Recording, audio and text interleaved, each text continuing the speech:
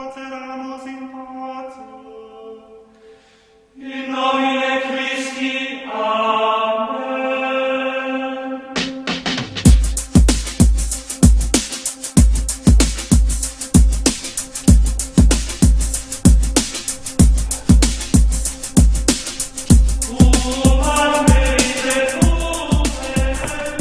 Hi. Sorry, that was the only music I could find that was kind of popey. Well, that is perfect because we have something about the Pope later. Okay. Yeah. Yeah, I know we have something about the Pope later. Oh, you're saying that, that was as close as I could come to Pope music in my collection. I would have hoped for something a little bit more respectful, to be honest. Yeah. Well, Enigma's not disrespectful, I don't think. Hi, everybody! Hi, everyone. How's it going? Hey, welcome to another episode of Hot Topics. This is Hot Topics, episode 13. Elaine really likes the new Pope. You do really like the new Pope. I really like the new Pope. I just love Pope Francis. I started really liking him a little while ago when I heard that he was kind of shedding some of the more ornamental aspects of his office, and it just kept up from there.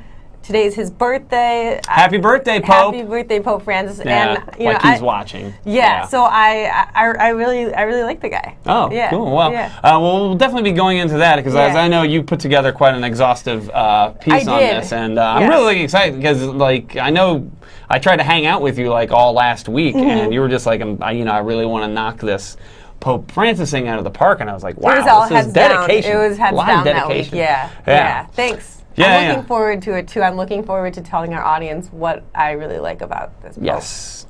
And speaking of our audience, big shout out to everybody who's watching us on MNN, on Manhattan Cable, all the folks watching us via live stream. Big shout out to the Cronuts. What's going on, you guys? I feel like I got to put my hands up every time I say the Cronuts. Cronuts. Why do you feel like that? I don't know. It just feels like, because it feels like there's just an explosive power to that word. Okay. Yeah. I mean, not just to Cronuts as a concept, but just as, like, you throw your hands up. It's like a party. Because like they're always having a party. That's like true. The chat room is a party. It's a wild place. Anything can happen. There are like 5 conversations going on at once. Yeah. There's a lot of trolling. There's a lot of whatever. Compliments, a lot insults, of compliments, insults. Mostly, I would say more compliments than insults. Yeah. Yeah, it's pretty nice for a chat room. Most chat rooms are, Just like that. Yeah. I know what you mean. Yeah. So we're so glad you guys are watching, and hopefully still watching. There's still, by the way, 2 episodes of Gethard's show left. They're just not broadcasting live. They're going to be you have reason to be watching. You have reason to be watching. Because if we are not a reason, you still have reason to be watching. And so, Keith, how are you doing? I'm doing today? well. I'm doing all right. I'm doing okay. I started exercising. Oh, that's great. A little over a week ago. That's great. Yeah. Good for you. What kind of aerobic activity or muscle? I do a little bit of cardio. Okay. I run like 3 miles every other day. I have a little path that I run. And I've been doing some basically just calisthenics, like prison-style workout, like push-ups. I have like a pull-up bar. I stick in a doorway and I do pull-ups as best I can and a bunch of sit-ups. But basically, what you could get out of your home if you don't have like weights and stuff. Okay. Yeah. I don't like going to gyms. What don't you like about gyms? Well, maybe it's specific to the gym in my neighborhood. Okay. Well, first of all, there's the schlep to the gym, having to go all the way to the gym. I like as little time between me having to work out and then actually working out. Don't we all, Keith? And the one gym that's in my neighborhood, the machinery's always broken down. Oh, that's terrible. It's frequently crowded. And one rub I have against gyms, and I don't know if I'm in the weird for this, but I don't like a place that plays music out loud. I don't like a place that has out loud music whenever I go exercise. Yeah. I feel like we live in a day and age where we should have some peace. Yeah, we should have peace. Should be the default. Can I actually tell you the worst example of this that I've recently encountered? And my gym does always play music, and I'll be honest with you, I don't mind it there. I usually mind stuff like that, but they were playing like Lily Allen's Smile today, Michelle Branch song I used to like. I was okay with that. Mm-hmm. I boarded a Delta Airlines flight, 372, I believe it was. I don't actually remember the number. but it was Delta. They're playing this music, this cloying, awful music. I find out it's by John Legend. I like some John Legend, but God almighty, you don't need to play that so loud when people are boarding the plane. Like, no one's in a good mood. No one wants to hear that. Everyone just needs to like do like meditation exercises after they boarded a plane. What is so wrong with just silence? What's wrong with silence? Just like we can be alone in our thoughts. Yeah, exactly. It's like the airline's afraid of us being alone in our thoughts. You know? Yeah. They're worried like, oh, they're being quiet. They're gonna make their own noise. I don't know. Yeah. They're gonna start thinking about planes crashing. Right. This John Legend song will distract them from their imminent death. Yeah, but it's like at my gym. It's just like, we live in a day and age where we can listen to whatever we want in our heads. We can take it with us. Like, music has never been more portable than it is today. Yeah. So you shouldn't have to pipe music out, and it's always this like top 40 shit, which has some Kish appeal, but it's just like it is kind of. It's almost as if it's like propaganda. Yeah, and I'm a silent worker outer. I like to get into a zone. Hey, I can respect that. Yeah. Get all zen. Hey, you want to get into some hot topics? Yeah, let's get into some hot topics. All right. So, we got a few hot topics we're going to get into before we launch into this Pope stuff. But first, is Edward Snowden Rio bound? Yeah. How do you say hello in Portuguese? Yeah. I don't know. Well, aloha. Edward Snowden wants to say hola Konnichiwa. to the Brazilian people. Here's the scoop on this one, and this is crazy. Edward Snowden has offered to help Brazil investigate U.S. surveillance of Brazil. Really? If he can live in Brazil. Is he like? I think he's like the closest thing to like an actual like James Bond. Yeah. Or like just Snowden. Edward Snowden. Yeah, Snowden. Edward Snowden. Snowden. But Ed Snowden. There are few more compelling like lives of actual intrigue happening in the world as it is to him. He's sought by the most powerful government in the world. He's got all the information. He's got his fingers on all the buttons. He's in he's Russia, got his finger on the pulse. Is like its own crazy thing. And he's probably banging like super hot Russian women. Yeah, he's living that life, right? I don't know about that. He probably I'm sure is. You're right. He probably that just makes. Yeah. Maybe I'm just projecting what I would do if I were Edward Snowden. He's a red-blooded American guy. I'm sorry. Well, he's kind of distancing himself from America right now. No, he's not a bad-looking guy. But so maybe he's more of a blue-blooded. What if cold-blooded? Russian, steely, which probably means he's still banging Russian women. But hey, some things never change, all right, comrades. But I just. What if Edward Snowden, what if Edward Snowden liked your OkCupid profile or reached out to you, you got like a notification or like what form do notifications take? Like if I got someone liked your profile, that means they gave you 4 or 5 stars. Edward Snowden gave you 5 stars. How do you feel? Well, if it was you're suspect.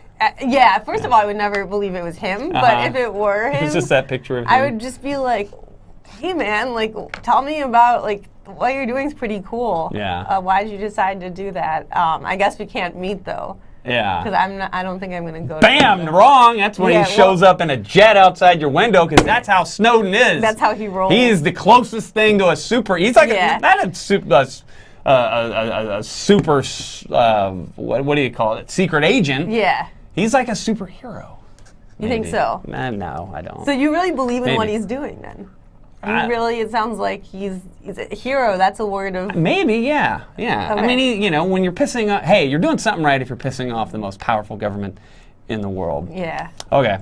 So, anyway, let's go on to the next one here. Oh, my God. Gator coin in Florida. I know what you're thinking. What the hell are we talking about? Gator coin in Florida.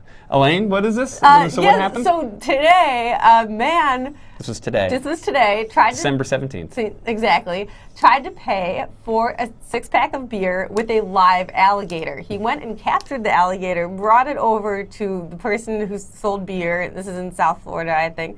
The person who sold the beer rejected the currency of an alligator and called the police. And they actually asked the policeman, some reporter, if he had ever seen this in his 25 years of duty. And he said he hadn't, which I love that a reporter in Florida would be like, maybe he's seen this before. Yeah, is this a thing that like, happens? Yeah. That's happened from time? Is this like a recurrent thing that happens every few years? Yeah. Someone will come up and try and buy beer with an alligator. And look, it's Florida, so it wouldn't be that surprising if it hadn't been the first time, but it might be the first time in world history someone's tried to buy beer with a live alligator. I just would love to hear the conversation between him and the clerk.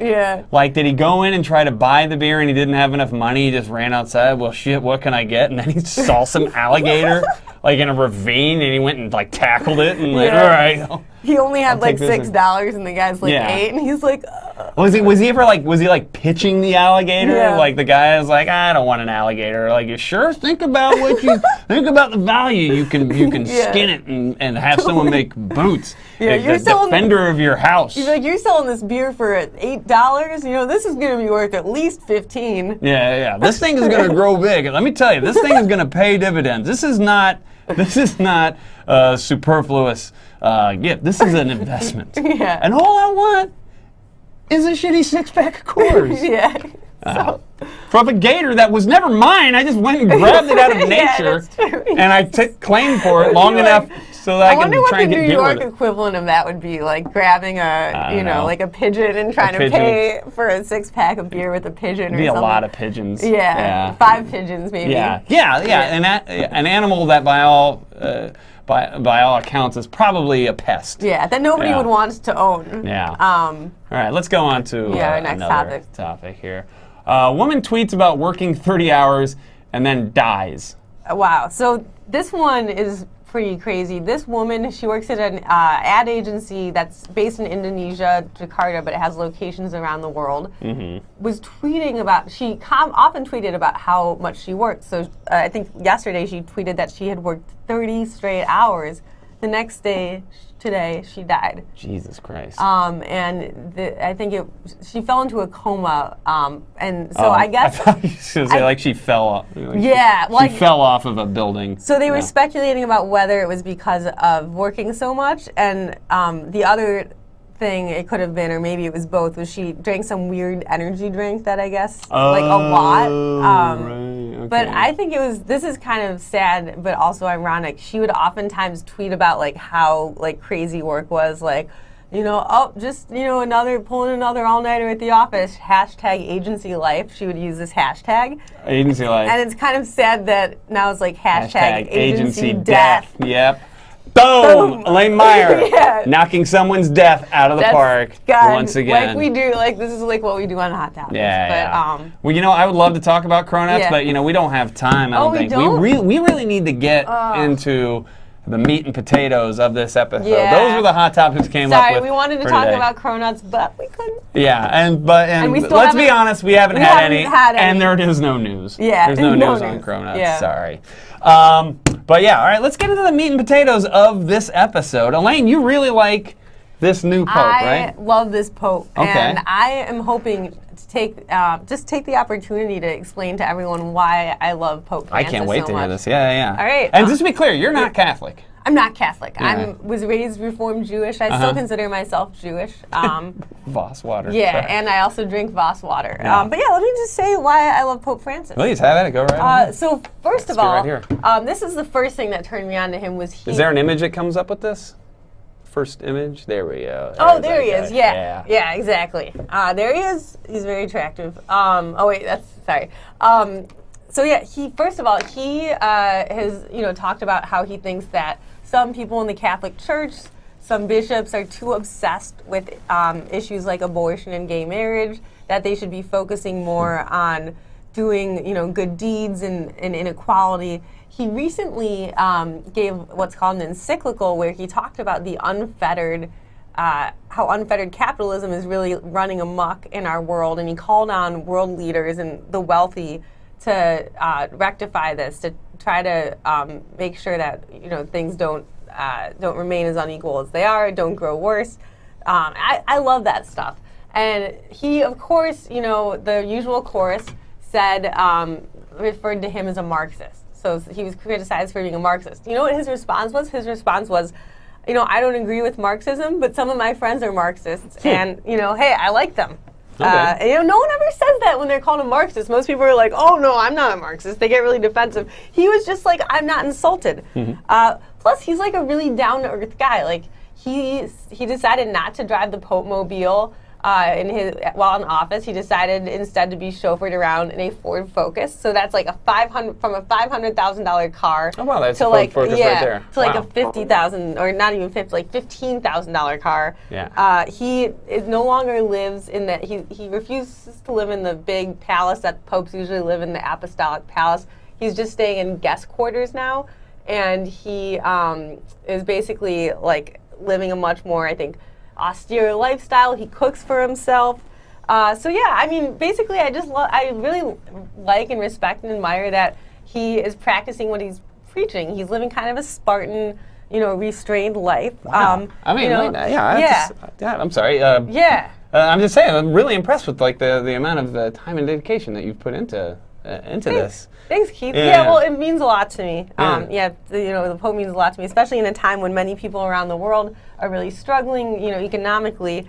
He isn't rubbing it in their faces by driving like a luxury vehicle or living in a palace. Gotcha. Okay. I'm sorry. I'll let you go ahead. Yeah. So anyway, given like how his, I think it's great that he's being so modest and everything.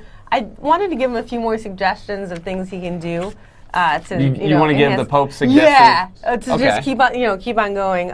Okay. So yeah. I think first of all, I thought eschewing the Pope Mobile was a great first step, but why not take it a step further?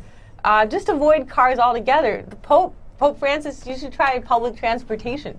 Oh, that's a Pope Mobile, yeah. Yeah, it's a Pope Mobile. Yeah. New York City, as we both know, has a robust 24/7 public transit system.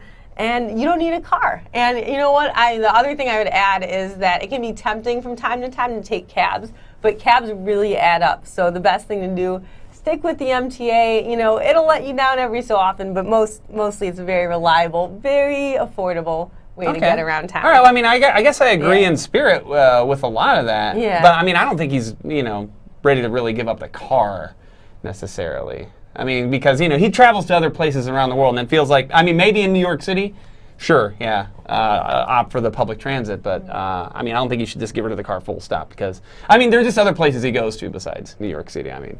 Yeah. You know what I mean? Yeah, well, another great thing about the Pope is he cooks his own meals, and my suggestion to him, in going along with that kind of modesty is don't order out. You're in New York, it's tempting, you've had a long day of work, you don't have a lot of time to cook, but ordering out, it really adds up. And, cooking for yourself can be really satisfying. It's healthier than ordering out. Trust me, your wallet will thank you for it, Pope Francis. And the other thing I would recommend is save those craft beers for special occasions and maybe mainly stick with Bud or PBR. That's a lot cheaper, a lot easier on your wallet. Craft beers. Yeah. Okay. I mean, I'm saying, friends party, sure, but not every day. Okay. Those run real expensive, like $16 Sure. a pack in some parts of the city. Okay, yeah, I mean, yeah, I agree with that from my own personal standpoint. But like, well, number one, I really don't think Pope Francis drinks beer. I don't think he needs to worry about his craft beer. I mean, he consumption. drinks wine, right? Body of Christ.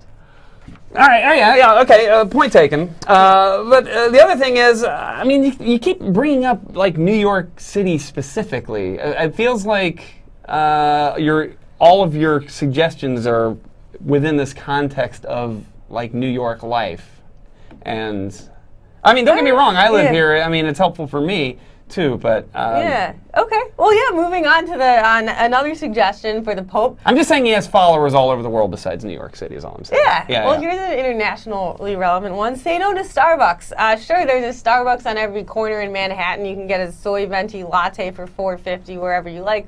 But boy, does that add up. Instead, here's my suggestion: buy your beans in bulk.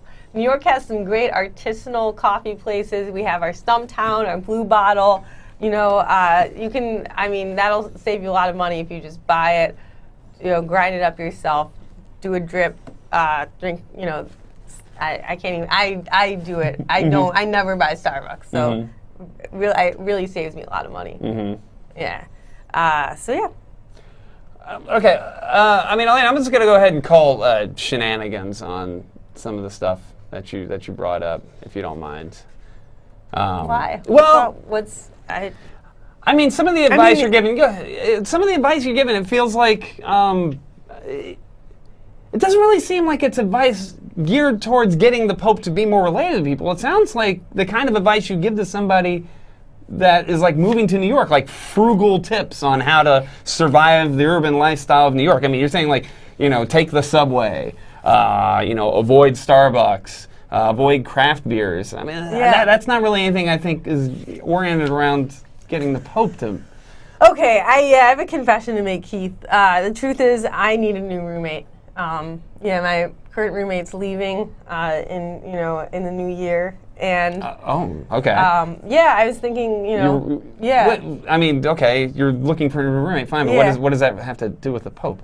Well, he seems like a nice enough guy, and I think we'd probably, agree on a lot of household. Yeah, I mean, he's congenial, he's self-reliant, he's open-minded. Elaine, he seems pretty fun-loving, like with his photos that he takes with people. Wait, so you're saying that the whole thing that you're doing right here, this is all an attempt to get the Pope to come to New York City to move in with you? Yeah, why not? Is it because I'm Jewish that you don't think that this would work?